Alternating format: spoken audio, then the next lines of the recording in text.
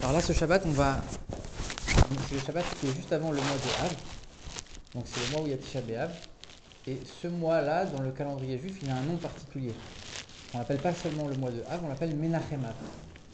Et c'est vrai que c'est assez intéressant quand on fait un peu attention. C'est que les mois du calendrier juif, ils n'ont pas forcément des noms en hébreu. Alors on dit que quand ils sont revenus de Babylone, ils ont pris des noms qui étaient des noms araméens. Alors il y en a qui disent non, c'est pas vrai, c'est quand même des noms en hébreu, il y a plein d'explications très précises sur les noms des mois. En tout cas, le mois de Av, on est certain que c'est un mot en hébreu. Av, ça veut dire quoi? Ça veut dire le père.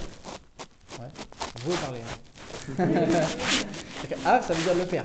Et ce mois-là, c'est rentré même dans la loi juive qu'on appelle Menachem Av. C'est-à-dire que même quand on va écrire par exemple un acte de mariage ou de divorce, on va écrire la date, on écrit le mois Menachem, on n'a même pas dit le vrai nom qui est Av, on a juste écrit Menachem, on sait qu'on parle du mois de Av. Et le contrat, il est caché. Ça veut dire que la loi juive, elle a fait en sorte que ce mois-là, il a pris un nouveau nom. Donc ce nom de Menachem Av, quelque part, il a une signification parce que c'est deux noms en hébreu. Menachem Av, ça veut dire celui qui console le père. Alors on sait que le mois, il y a eu Tisha B'Av, la destruction du temple, on espère la reconstruction avec le Bnei Mashiach. Donc on dit que ça va être la consolation du peuple juif, que Dieu va nous consoler. En fait, non, c'est pas ça qu'on dit quand on dit le nom du mois. On dit pas que le peuple juif va être consolé. C'est pas le père qui va consoler. C'est Menachem Av. On va consoler le père. Je comprends pas. C'est Dieu qui me console ou c'est moi qui console Dieu? Comment ça marche? C'est bizarre. Non? C'est pareil dans l'autre sens. Ça veut dire que tu consoles Hachem en accomplissant le service du temple, Exactement. pas de division dans le peuple juif, pas de gratuite, etc. Ce qui n'a pas été fait. Exactement. Ouais. Il a raison. Bon, ça va être la conclusion. On va développer un peu avant, mais il a raison.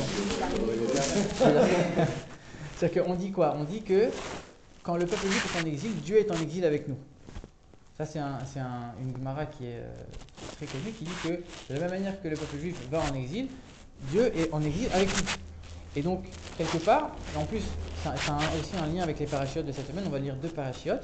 Et ces 2 parachiotes-là, elles mentionnent aussi cette idée que Dieu est toujours avec le peuple juif, peu importe dans quelle impureté il se trouve, Dieu est toujours avec nous, etc. Donc, pour reprendre la question, ça veut dire que c'est nous qui allons consoler Dieu ou c'est Dieu qui va nous consoler?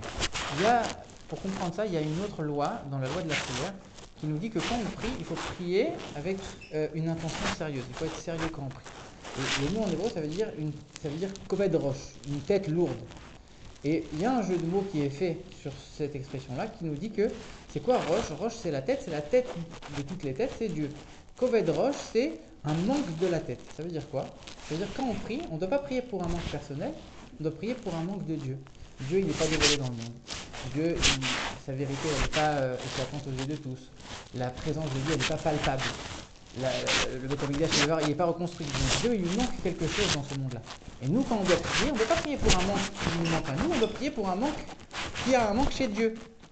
Alors à ce moment-là, il y a une question qui se pose, c'est que dans la loi de la prière, on nous dit qu'on doit prier pour nos manques personnels. Et ça, c'est une loi claire qui nous dit tu dois prier que quand toi tu as un besoin qui est ton propre besoin. Tu ne dois pas prier, en tout cas tu n'as pas la mitzvah de prier si c'est un besoin de quelqu'un d'autre ou besoin de Dieu. On te parle de ton besoin à toi. Dans le Rambam. Le Rambam il dit la mitzvah de la prière elle s'applique quand? Dès que tu as un besoin. Tu as besoin de quelque chose, tu lèves les yeux sur ça. Ça c'est le principe même de prier. Et là-bas donc du coup on va répondre, on va nous dire la chose suivante. On nous dit quoi?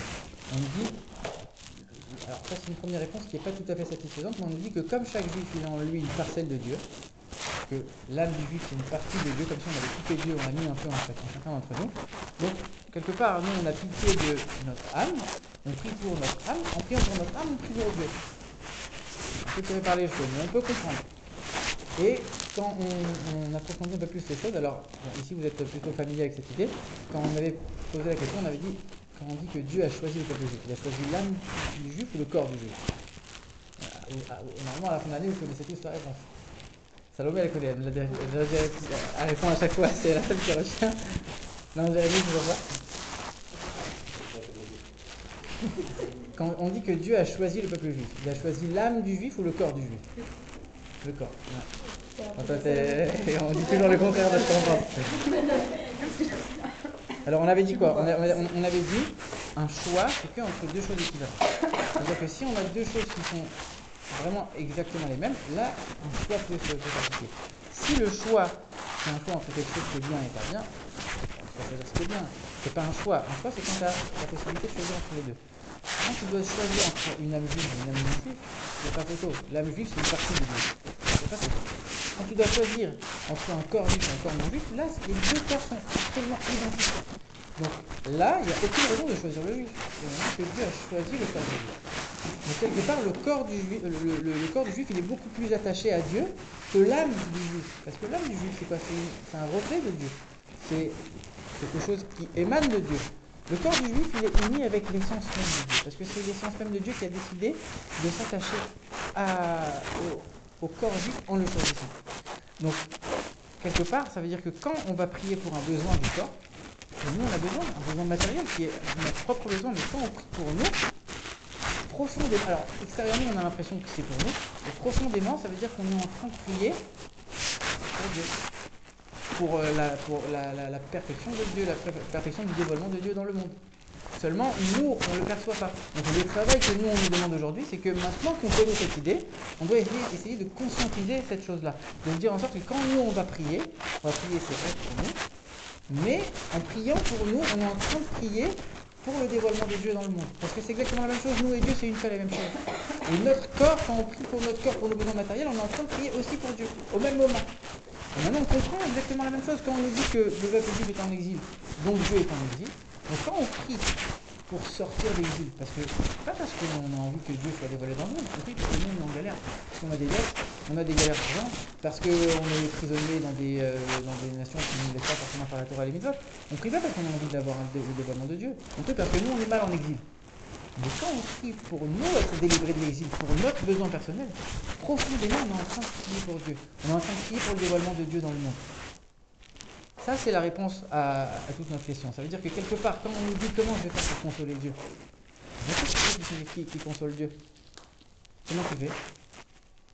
Puisque Dieu, il est avec toi en exil, et toi aussi tu es en exil. Comment toi tu peux consoler quelqu'un? Normalement, quand on console quelqu'un, c'est quand lui, il a eu un problème, et moi, j'ai pas eu ce problème-là, donc je viens et je peux le tirer vers le haut. Quand on est les deux dans le même problème, comment tu veux que je l'aide? Et on nous dit que le Fils, il a 2 fois la force du Père. Parce que cette force, il la tire d'où? Du Père. C'est-à-dire que le Père, il a une force en potentiel qui est très forte, mais qui ne va pas forcément s'exprimer. Par contre, chez le Fils, elle va s'exprimer. Donc chez le Juif, il y a une force qui vient de Dieu, mais qui va s'exprimer encore plus fort que chez Dieu lui-même.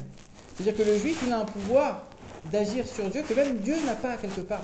Il n'a pas le pouvoir. Ça veut dire que, comme l'a dit Jérémie, alors là on rentre dans une période où on va diminuer certaines choses, diminuer la viande, le vin, diminuer la musique, les joies, etc. Mais on va aussi ajouter d'autres choses. On va ajouter de la Torah, ajouter des études, ajouter dans les lois, justement les lois du Beth Amikdash, comme il a dit Jérémie. On est dans une période où il faut étudier ce qui concerne le temple, où il faut faire aussi, le rabbi va demander de faire des conclusions de traités talmudiques pour rajouter dans l'étude, rajouter dans les lois, rajouter dans la joie de la Torah. Et donc, en diminuant ce qu'il faut diminuer, en rajoutant ce qu'il faut rajouter, en essayant, comme l'a dit Jérémie, de diminuer les tensions entre les juifs et de rajouter dans l'union et dans les bonnes choses, on ajoute encore une fois une pierre à l'édifice qui console Dieu, on permet de consoler un peu plus Dieu et de faire en sorte d'amener la venue Mashiach.